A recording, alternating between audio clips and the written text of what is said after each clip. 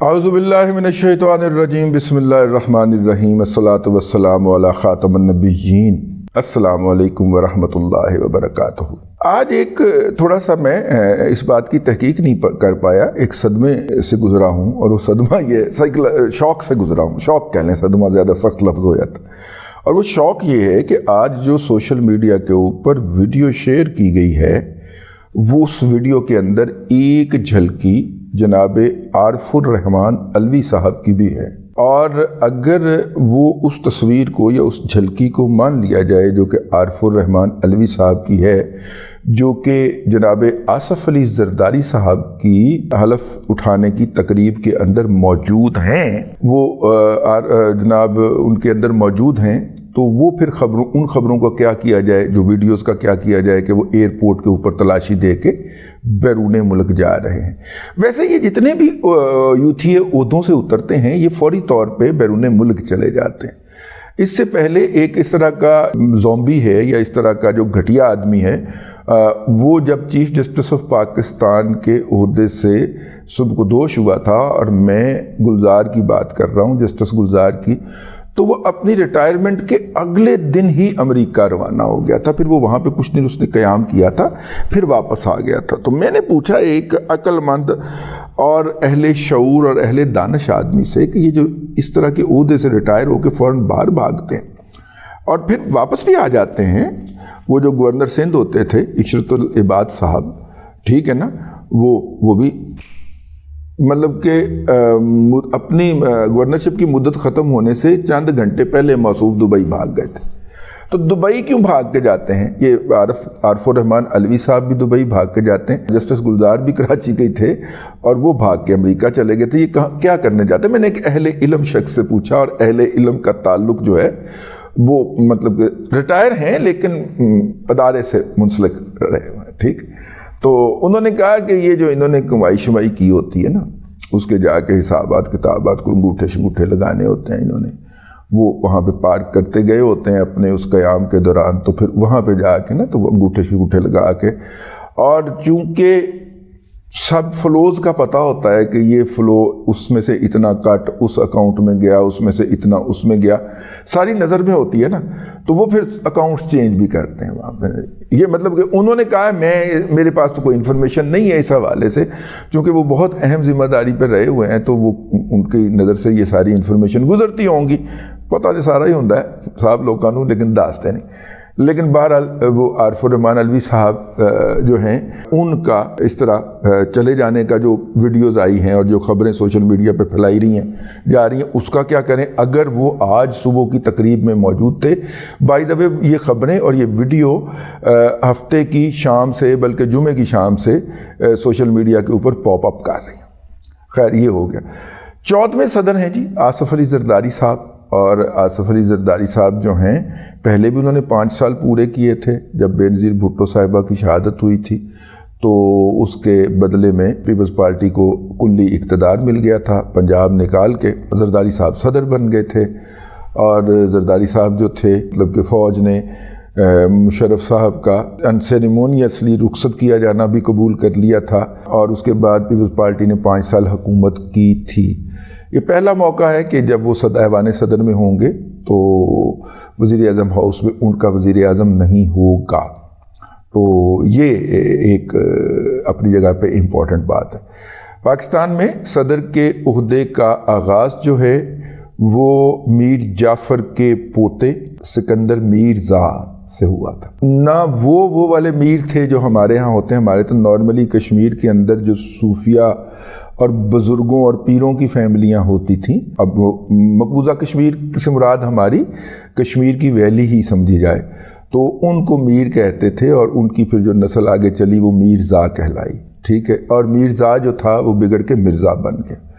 لیکن یہ والے میرزا جو تھے، یہ اپنے آپ کو ایران سے جوڑتے ہیں، مطلب کہ ایرانی النسل بھی نہیں کہہ سکتے آپ ان کو، لیکن کہہ بھی سکتے ہیں۔ یہ جو سکندر مرزا صاحب جو تھے، یہ اگر آپ بغداد کے دروازے کو اندر سے کھولنے والوں کی نسل کو ٹریس کرنا شروع کریں تو وہ بھی مرزا ہی ملیں گے آپ کو، ایرانی النسل ہی ملیں گے۔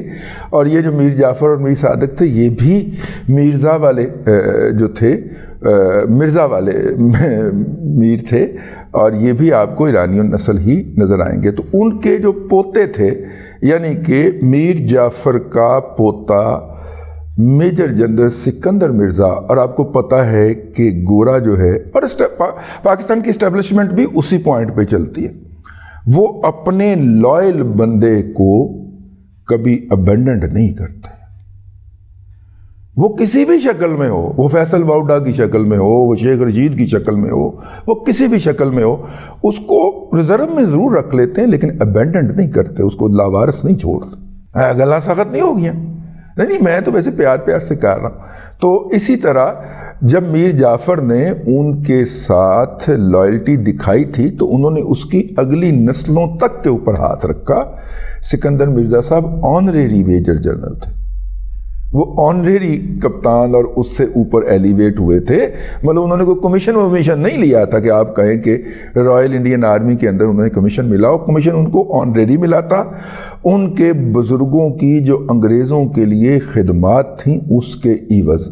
اب سکندر مرزا کا پوتا جو ہے بیٹا جو ہے وہ امریکہ میں اپنی آل اولاد کے ساتھ مقیم ہے، کیونکہ پچھلی صدی کے اندر گلوبل اسٹیبلشمنٹ جو تھی اس کا تاج برطانیہ کے سر پہ تھا، اور پھر وہ تاج جو تھا اور وہ ساری چارج جو تھا نا وہ امریکہ کے حوالے ہو گیا۔ تو پھر میر جعفر کی اولاد کا بھی برطانیہ میں رہنا نہیں بنتا تھا، امریکہ میں جا کے آباد ہونا بنتا تھا۔ یہ کچھ تاریخ کے حقائق ہیں، میں نے کہا میں عرض کر دوں کہ سکندر مرزا جو تھے ان کے لیگیسی جو تھی اب اس کے اوپر جناب آصف علی زرداری صاحب جو ہیں وہ متمکن ہو گئے ہیں۔ آصف علی زرداری صاحب جو ہیں انہوں نے بہت کیئرفلی سودے بازی کی ہے اس اقتدار کی، اور چاچو کا ایک ہی کام ہوتا ہے کہ اسٹیبلشمنٹ جو بھی کہے اس کو یسر مطلب چاچو کا ایک ہی کام ہے کہ وہ رات کو سونے سے پہلے دیکھتا ہے کہ جی ایچ کیو سے مجھے کون کون سے احکامات آئے ہیں، اور چاچو پھر اس کے اوپر عمل درآمد کرتے ہیں سونے سے پہلے، بھلے صبح کے 3 کیوں نہ بج جائیں۔ تو ان کی طرف سے یہ ڈیمانڈ تھی کہ آپ اپنا سر ڈال دیں اس اوکھلی کے اندر، اس حکومت کے اندر، اور آپ یہاں پہ حکومت سنبھال لیں۔ آصف علی زرداری صاحب کے لیے بہت مطلب کہ زیادہ کوئی اپ ہل ٹاسک نہیں ہوگی، ان کو صرف قوانین کے اوپر، آرڈیننس کے اوپر دستخط کرنے ہوا کریں گے، اور وہ جو ہیں وہ موجودہ حکومت کو مشورے بھی دے سکتے ہیں۔ تاہم وہ حکومت بنانے اور بگاڑنے کے اس کے اوپر بیٹھے ہوں گے۔ حلف اٹھانے جب وہ آئے، بنانے اور بگاڑنے کے اوپر کیسے بیٹھے ہوں گے وہ میں آپ سے عرض کرتا ہوں۔ جب وہ حلف اٹھانے آئے تو ان کے ایک طرف جو میری نظر پڑی ہے اس ویڈیو کے اندر جناب چیف جسٹس تھے، اور چیف جسٹس کے ہمراہ جو تھے وہ چاچو علوی صاحب پرلی طرف ہوں گے شاید۔ اس دوران 4 صدور جو رہے ہیں پاکستان کے اندر، یہ 14ویں ہیں نا، تو 13 کے اندر جو 4 رہے ہیں ان کا نام ہے، پہلے صدر جناب field marshal general Ayub Khan صاحب تھے، اور جنرل ایوب خان صاحب کو اقتدار سے کک آؤٹ کیا تھا، یہ روایت ہے، کک آؤٹ کیا تھا جناب جنرل آغا محمد یحییٰ خان صاحب نے۔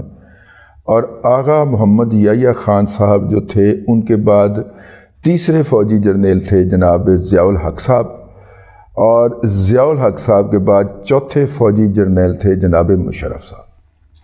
اچھا، یہ جو ہیں 4 کریکٹر ہیں، ان میں سے کوئی بھی پنجابی النسل نہیں تھا، لیکن فوج کی تمام بادمالیوں کی گالی جو پختون قوم پرست یا بلوچ قوم پرست یا سندھی قوم پرست ہیں وہ ہمیشہ پنجاب کو دیتے رہے ہیں اور دیتے رہیں گے، اور اس کا لاجک وہ یہ دیتے ہیں کہ فوج کے اندر زیادہ تعداد جو ہے وہ چونکہ پنجاب سے ہوتی ہے، بھی جو صوبہ بڑا ہے جس کی آبادی زیادہ ہے تو وہاں سے زیادہ تعداد ہی ہوگی نا، ٹھیک ہے، تو اس لیے وہ پنجاب کو اس کا قصوروار سمجھتے ہیں۔ حالانکہ جمہوریت کے لیے اگر نمبر کے حوالے سے دیکھا جائے تو جتنی قربانیاں ان سب نے مل کے دی ہیں اس سے کئی گنا زیادہ قربانیاں جو ہیں وہ پنجاب سے دی گئی ہیں، زیادہ جیلیں پنجاب سے نکلیں گی آپ کی، ٹھیک ہے بھائی، ہمارے تو ایک آغا شورش کشمیری کے مقابلے میں آپ کوئی بندہ نہیں پیش کر سکتے نا. آغا صاحب کے 37 سال بلکہ اس سے بھی زیادہ سال جیل میں گزرے. لیکن آپ دیکھیے کہ 26 سال والے یا 27 سال والے جو ہیں، سرحدی گاندھی، بلکہ اتنا بھی شاید ان کا ہے یا نہیں ہے، غفار خان کو کس طرح کیا جاتا ہے.